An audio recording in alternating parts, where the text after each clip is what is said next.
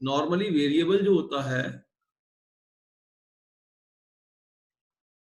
Variable को हम represent करते हैं इंग्लिश अल्फाबेट के आखिरी लेटरों से, x, y, z, u, v, W.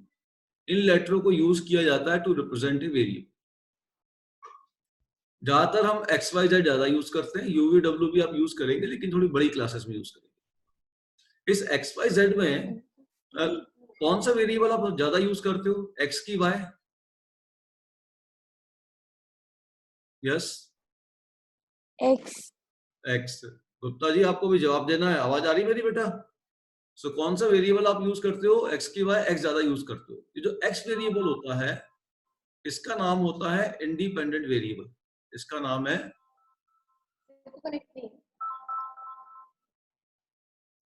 Independent variable. क्या नाम है इसका? Independent variable. इंडिपेंडेंट वेरिएबल का मतलब हिंदी में से हम कहेंगे स्वतंत्र वेरिएबल। स्वतंत्र है, फ्री है आप। You are free to give this x any value from minus infinity to plus infinity. आप अपनी तरफ से x को माइनस इंफिनिटी से प्लस इंफिनिटी के बीच की कोई भी वैल्यू दे सकते हैं। मतलब एक बच्चा बोले मैं x को जो है वैल्यू 5 दूंगा, बिल्कुल दे सकते हो, है ना। एक बोले नहीं सर मैं तो -10 दूंगा, दे सकते हो। एक बोले नहीं सर मैं तो 1/100 दूंगा, बिल्कुल दे सकते हो। एक बोले मैं नहीं मैं तो रूट 7 दूंगा, आप बिल्कुल दे सकते हो। तो आप वेरिएबल, इंडिपेंडेंट वेरिएबल का मतलब ऐसा वेरिएबल जिसको जो कोई भी value between minus infinity to plus infinity दे सकता है, या हम कह सकते हैं कोई भी value as a real number ले सकता है। क्योंकि अभी अपने रियल नंबर पढ़ चुके हैं तो हम केवल रियल नंबर की बात करेंगे, ठीक है। और जो दूसरे वेरिएबल होते हैं ना बच्चों, ये जो y है, z है, u, v, w, इसको बच्चों अपन कहते हैं क्या? Dependent variable. तो y जो होगा ये सब डिपेंडेंट वेरिएबल होते हैं।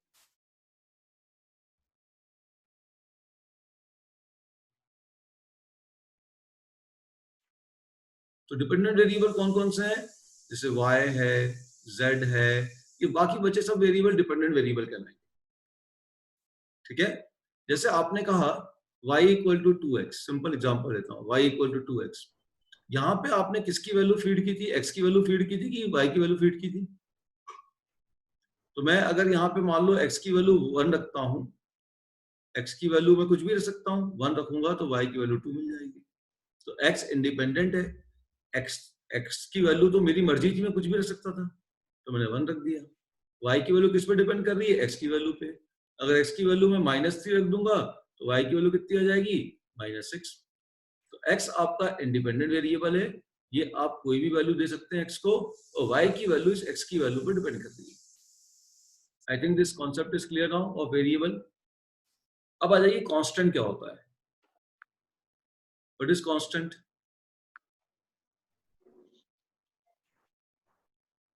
यस, कांस्टेंट किसे कहते हैं? एक वैल्यू जो चेंज ना हो। जिसकी नहीं, हाँ, जिसकी वैल्यू चेंज ना हो या जिसकी वैल्यू फिक्स्ड हो, ठीक है। जिसकी वैल्यू में कोई भी चेंज नहीं है, नो चेंज, ऐसा हम कहते हैं, ठीक है ना। अब कांस्टेंट भी ध्यान रखिएगा, दो प्रकार के होते हैं। एक होता है एब्सोल्यूट कांस्टेंट,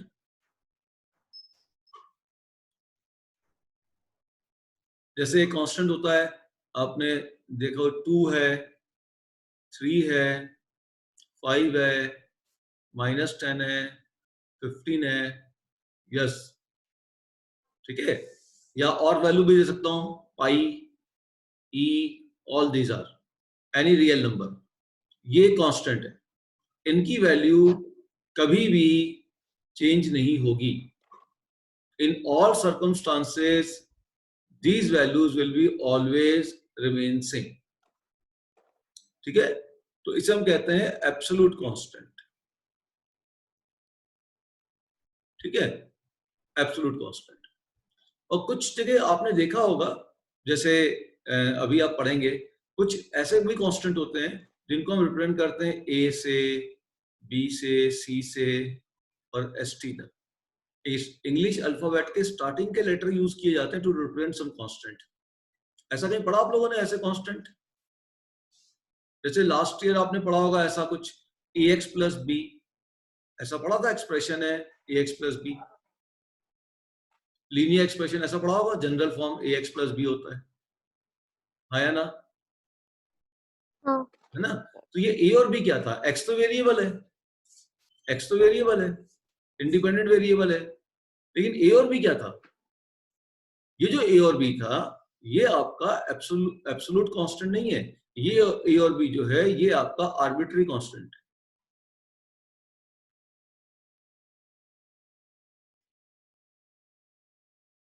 ये भी कांस्टेंट है a और b। जैसे क्वाड्रेटिक इक्वेशन में अपन आगे चल के भी पढ़ेंगे, ax square plus bx plus c, ये abc क्या है? These abc are arbitrary constant. ये क्या abc आपके आर्बिट्री कांस्टेंट है, मतलब इनकी वैल्यू बदली जा सकती है, इनकी वैल्यू बदल सकती है, ठीक है? क्लियर? ये आर्बिट्री कांस्टेंट की वैल्यू बदल सकती है, ध्यान रखिएगा। तो फिर एक बच्चे के बाद दिमाग में बात आएगी, सर वेरिएबल की वैल्यू भी बदलती है, आर्बिट्री कांस्टेंट की वैल्यू बदलती है, तो वेरिएबल और आर्बिट्री कांस्टेंट में डिफरेंस क्या हो गया? देखो, जब आर्बिट्री कांस्टेंट की वैल्यू बदलती है, इसकी वैल्यू जब चेंज हो रही है, तो इसकी वैल्यू को चेंज होने पर ये जो एक्सप्रेशन होगा, इसका जो ग्राफ होगा वो बदल जाएगा, इसका सर्कमस्टांस है, इसके सिचुएशन बदल जाएंगे। जैसे आपने लिखा 2x प्लस 3 एक हुआ, और आपने लिखा -5x प्लस 7। अगर मैं दोनों ग्राफ बनाऊंगा तो इसका ग्राफ अलग बनेगा, इसका ग्राफ अलग बनेगा। तो आर्बिट्री कांस्टेंट ऐसे कांस्टेंट होते हैं जिनकी वैल्यू चेंज होती है। क्लियर है? ठीक है, क्लियर? और वेरिएबल में क्या होता है? वेरिएबल वो क्वांटिटी होती है जिसकी वैल्यू चेंज करने पे, जैसे इसमें वेरिएबल चेंज करता हूं, इसमें x को बार बार बदलता हूं, x की वैल्यू में 1 दूं, 2 दूं, 3 दूं, 4 दूं, कुछ भी ले लूं x की वैल्यू, हर बार जो ग्राफ जो है ये स्ट्रेट लाइन ही बनेगा, यही लाइन बनेगी। वेरिएबल की वैल्यू भी बदलेगी, लेकिन इसको चेंज करने पे ग्राफ सेम बनेगा। आर्बिट्री कांस्टेंट की वैल्यू बदलने पे ग्राफ, इसकी जगह ये वाला ग्राफ ऐसा बन जाएगा। समझ में आया डिफरेंस? तो वेरिएबल वो क्वांटिटी है जो बदलती है, एक्स को हम इंडिपेंडेंट वेरिएबल कहते हैं, इसको हम कोई भी वैल्यू अपनी तरफ से दे सकते हैं। बाकी सब variable y z u v w dependent variable कहलाते हैं, ठीक है? कांस्टेंट दो प्रकार के होते हैं, कांस्टेंट वो होता है इसमें कोई चेंजेस नहीं होते हैं, एब्सोल्यूट कांस्टेंट 2 3 5 कोई भी रियल नंबर, पाई और ई भी एब्सोल्यूट कांस्टेंट है बेटा। ये वो कांस्टेंट होते हैं जिसकी वैल्यू कभी भी चेंज नहीं होती, किसी भी सिचुएशन में 2 तो 2 ही रहेगा ना, 2 की वैल्यू थोड़ी बदल जाएगी। फिर एक और कांस्टेंट होता है आर्बिट्री कांस्टेंट, जिनको हम इंग्लिश के स्टार्टिंग अल्फाबेट से रिप्रेजेंट करते हैं, a b c d up to p q r s t. ये इनकी वैल्यू लेके बदलती है, लेकिन इनकी वैल्यू बदलने से जो एक्सप्रेशन होगा उसका ग्राफ या उसकी सिचुएशन बदल जाएगी। बात समझ में आ गई? ठीक है, अच्छा चलिए, ठीक है। इसका मैं रिकॉर्डिंग भी कर रहा हूँ, आपको अगर जरूरत होगी तो रिकॉर्डिंग भेज दूंगा, लेकिन आप जो मेन चीजें वो नोट करते जाइए, या स्क्रीनशॉट ले सकते हो आप लोग, स्क्रीनशॉट होगा ना आपके पास उसमें, तो आप ले सकते हो, ठीक है। चलो आगे बढ़ते हैं। थोड़ा आज अपन बेसिक चीजों पे ज्यादा फोकस करेंगे, ये चीजें थोड़ा सा थोड़ी हल्की सी थ्योरेटिकल चीज है, हल्की हल्की, लेकिन इसको लेने से आपको चीजें और क्लियर होती जाएंगी। अच्छा, अब देखो, अब एक्सप्रेशन क्या होता है, एल्जेब्रिक एक्सप्रेशन क्या है? जैसे अपन ने कोई वेरिएबल लिया, एक्स तो वेरिएबल है ना, इस वेरिएबल में कुछ कांस्टेंट को ऐड कर दिया तो ये एक्सप्रेशन बन गया। समझ गए? अपन ने एक्स वेरिएबल लिया, इस वेरिएबल में कुछ कांस्टेंट मल्टीप्लाई कर दिया, फिर कुछ हमने ऐड या सब्ट्रैक्ट कर दिया, ये एक्सप्रेशन बन गया।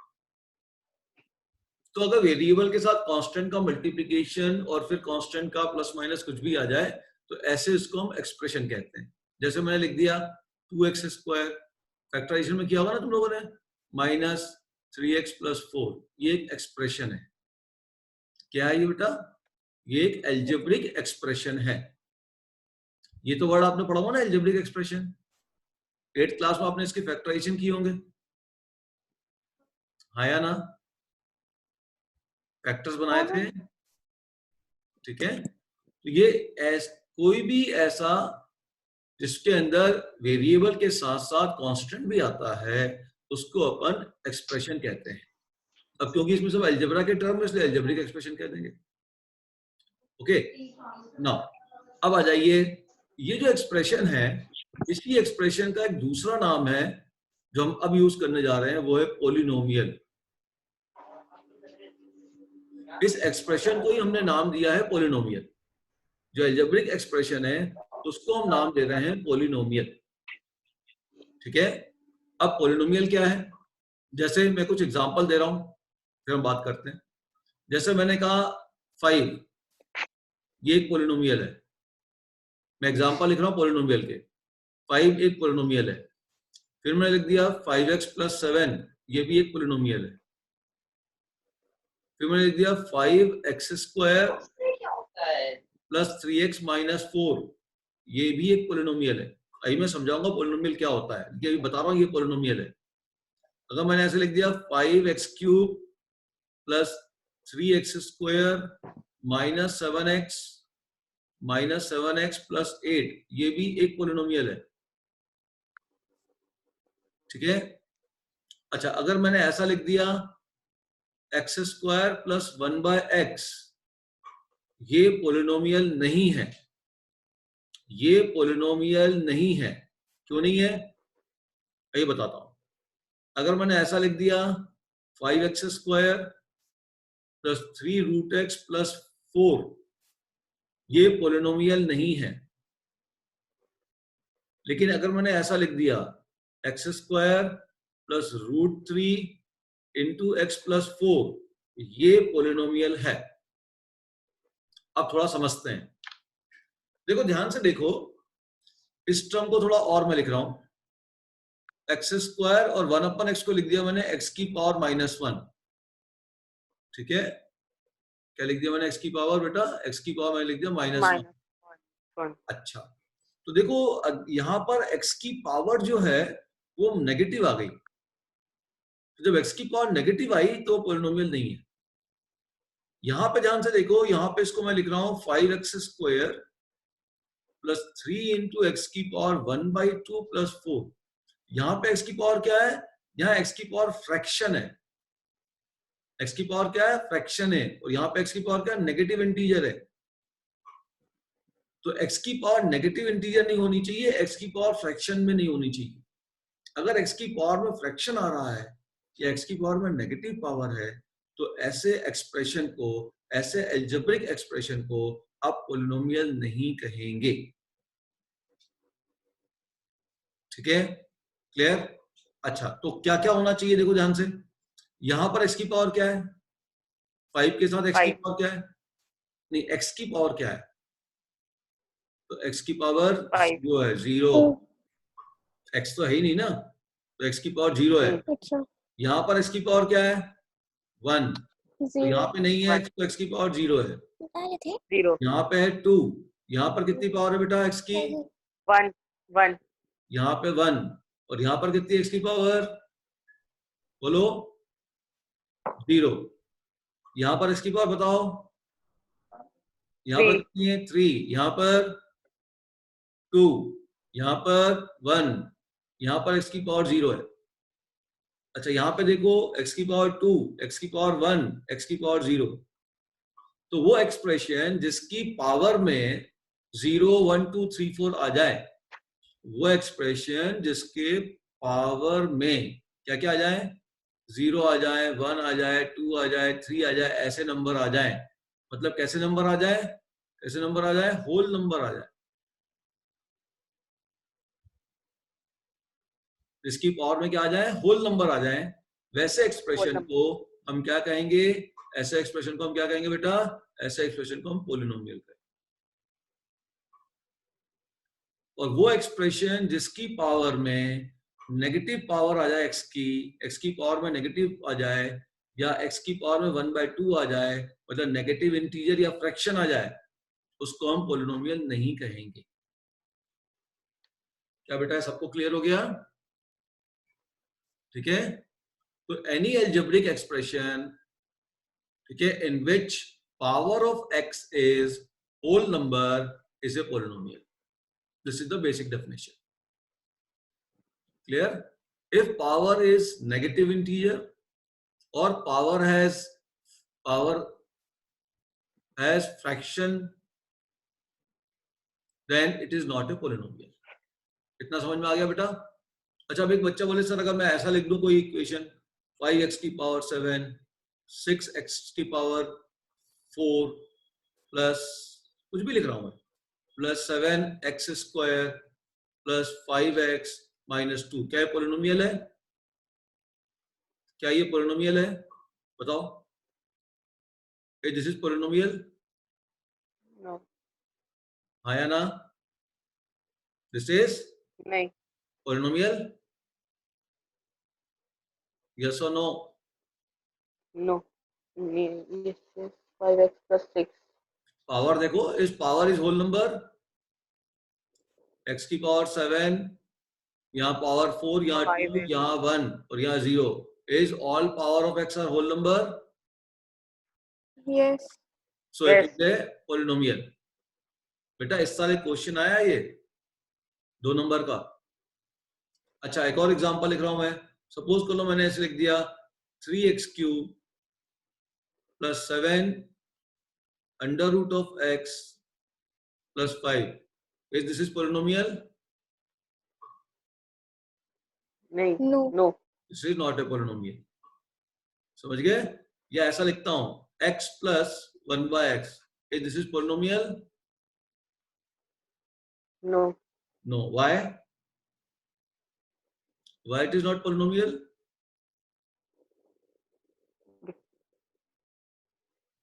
Because it has no value. Because the power of x is -1. Because the power of second term is -1. देखो सेकेंड टर्म में जब x को ऊपर ले जाऊंगा तो x की पावर क्या हो जाएगी बेटा? -1 हो जाएगी. -1. ठीक है ना? जब ये x ऊपर जाएगा तो पावर -1 हो जाएगी. ठीक है? Is that clear to everybody? तो what is basically polynomial is clear. अब चलो अब डेफिनेशन पढ़ते हैं. What is definition of polynomial? Now see this definition. An algebraic expression of the form of px equals to ax. हाँ देखो ध्यान read. मन में पढ़ो बेटा, मन में पढ़ो.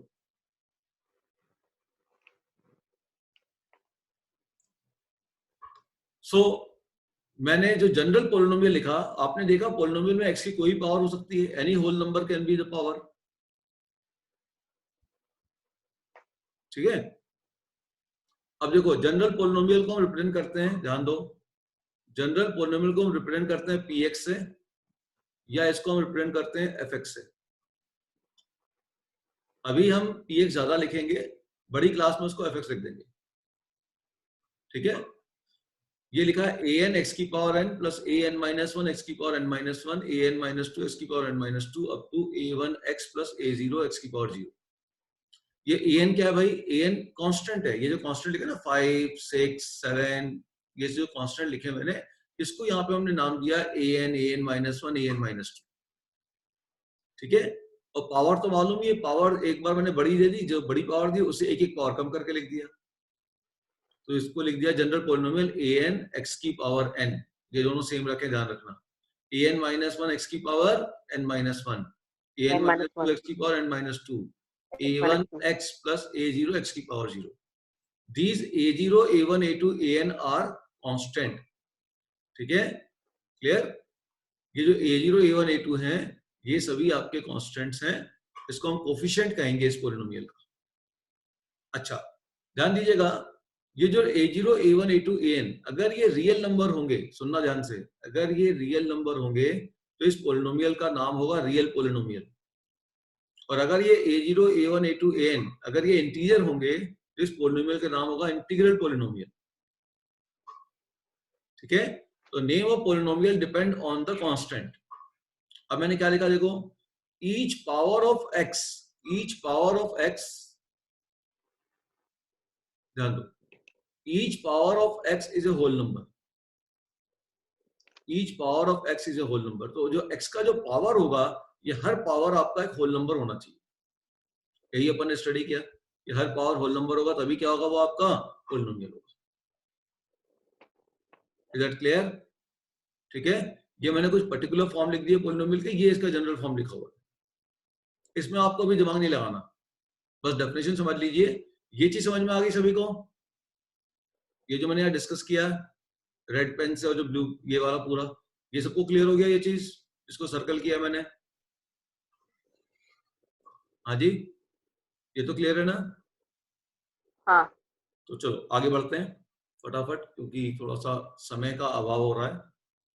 अच्छा देखो ध्यान दो, अभी मैं एक सेशन के बाद दूसरा सेशन फिर स्टार्ट कर दूंगा इमीडिएटली।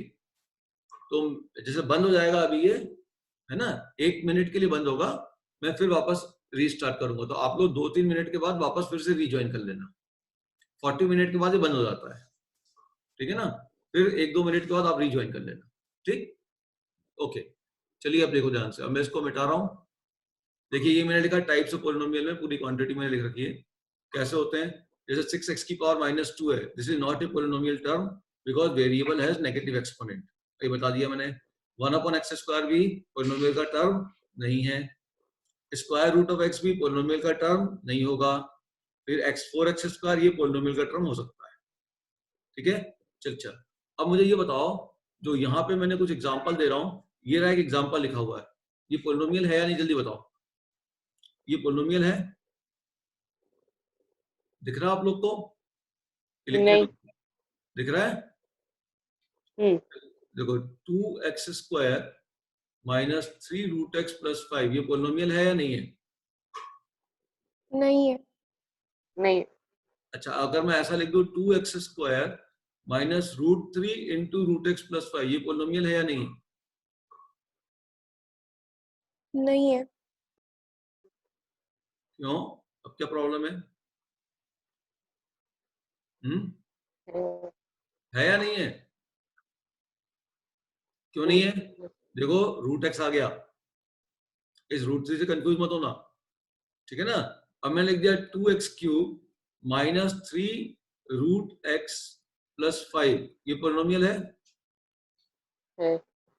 अब मैंने लिख दिया 7x + √7 ये पॉलिनोमियल है। हाँ। अब मैंने लिख दिया Yes. 7x + 1/x ये पॉलिनोमियल है। नहीं है। ये पॉलिनोमियल नहीं है। या 1/x³ पॉलिनोमियल है? No. No. So now it's clear. बेटा इस टाइप का 2 मार्क्स का क्वेश्चन इस साल आया था आपका, ऐसे उसने 5-6 क्वेश्चन दे दिए थे, 5-6 कहा था कि इसमें कौन कौन से पॉलिनोमियल वो मेंशन करिए, ठीक है ना? इस साल अपने को ये एग्जाम में पूछा गया है ना। चलो आगे बढ़ते हैं फटाफट। अब बात कर रहा हूं मैं पॉलिनोमियल को हम कैसे कैसे क्लासिफाइड करते हैं, है ना? देखो थोड़ा स्टार्टिंग में हल्का सा थ्योरेटिकल टाइप की चीज है, उसके बाद कैलकुलेशन ही है ना। अब जैसे पॉलिनोमियल को हम क्लासिफाई कर रहे हैं, देखो नंबर ऑफ डिस्टिंक्ट वेरिएबल, कितने वेरिएबल है उसके ऊपर। आपने पढ़ा था ना मोनोमियल, ऐसा वर्ड पढ़ा, मोनोमियल, बाइनोमियल, ट्राइनोमियल पढ़ा होगा। देखो ये नंबर ऑफ वेरिएबल, तो यहाँ पे अगर सिंगल वेरिएबल है तो उसको हम कहते हैं यूनिवेरिएट, 2 वेरिएबल है तो हम कहते हैं बाइवेरिएट, 3 वेरिएबल तो हम कहते हैं ट्राइवेरिएट। तो ये उतना ज्यादा इंपॉर्टेंट नहीं है, पर ध्यान रखना नंबर ऑफ वेरिएबल पे हम पॉलिनोमियल को क्लासिफाई कर सकते हैं, यूनिवेरिएट, बाइवेरिएट, ट्राइवेरिएट, ठीक है? क्लियर? अगला आ जाओ, बढ़ो आगे।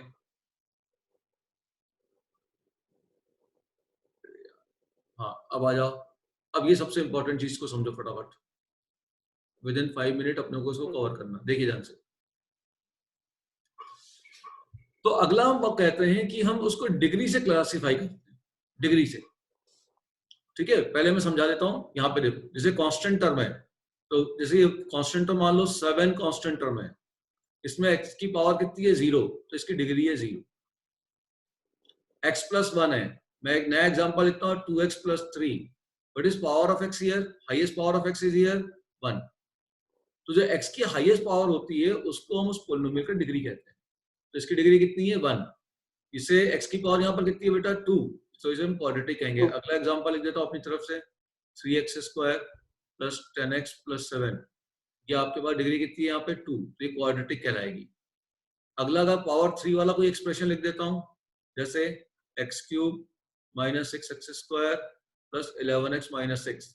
यहाँ हाईएस्ट पावर कितनी है आपकी 3, तो यहाँ की डिग्री कितनी हो जाएगी 3 हो जाएगी, भले ये x² और x का टर्म हो या ना हो।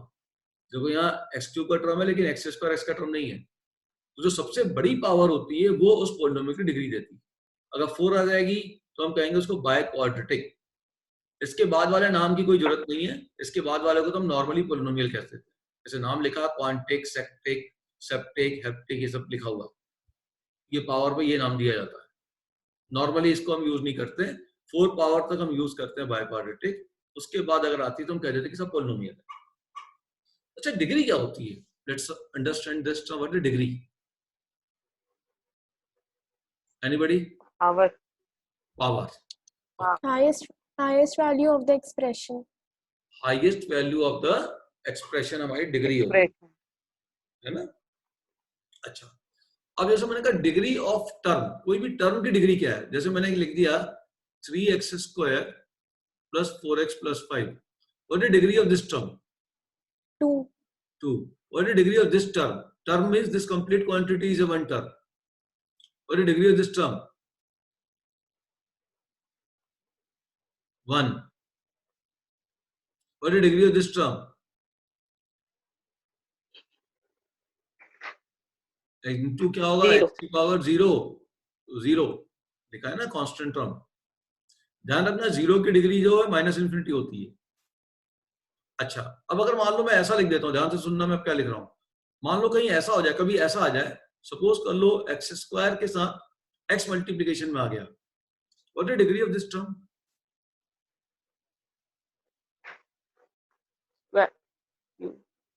Cube. तो मैं इसको ऐसा लिखूंगा, इसका बेस सेम है तो पावर ऐड कर दूंगा, Cube. सो x³ हो गया। तो degree of this term is how much? 3। Okay, अच्छा मान लो x² अपॉन x आ जाए तो क्या मिलेगा, क्या बचेगा? X. x² अपॉन x आए तो क्या बचेगा? X. x।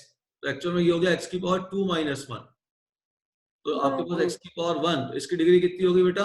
1 हो गई। तो डिग्री मतलब अगर चीजें मल्टीप्लिकेशन में है तो डिग्री ऐड हो जाती है, अगर चीजें मल्टीप्लिकेशन में तो डिग्री ऐड हो जाती है, और अगर चीजें डिवीजन में है तो डिग्री क्या होती है? सब्ट्रैक्ट हो जाती है। तो can you tell me what is degree of x² into x की पावर 4? इसकी डिग्री क्या होगी? 6. 6। ठीक है। अच्छा, अब बताओ क्या x² plus x² into y² की डिग्री क्या होगी? X² into बस ऐसा कैसे हो जाएगा? यहाँ तो सर सेम बेस था इसलिए एड अप हो गया, यहाँ तो लेकिन 2 ही आनी चाहिए।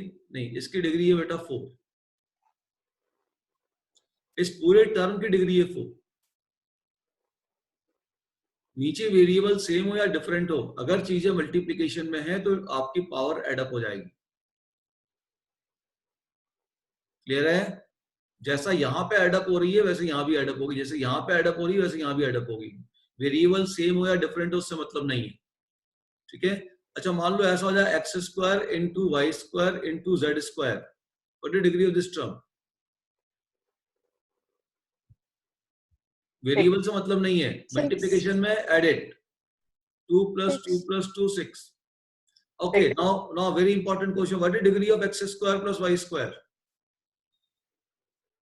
4.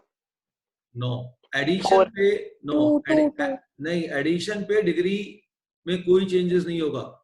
तो इस टोटल की डिग्री क्या है? इसकी हाईएस्ट डिग्री 2, इसकी हाईएस्ट डिग्री 2, तो इसकी डिग्री 2 रहेगी। एडिशन और सब्ट्रैक्शन में डिग्री में कोई चेंजेस नहीं होगा। जैसे देखो यहाँ पे डिग्री 2 थी, यहाँ पे 1 थी, यहाँ पे 0 थी, आपने क्या डिग्री को ऐड किया क्या? नहीं किया ना। इस क्वाड्रेटिक एक्सप्रेशन की डिग्री क्या बोली आपने? 2 बोली, हाईएस्ट वाली। क्लियर होगी बात? ठीक है।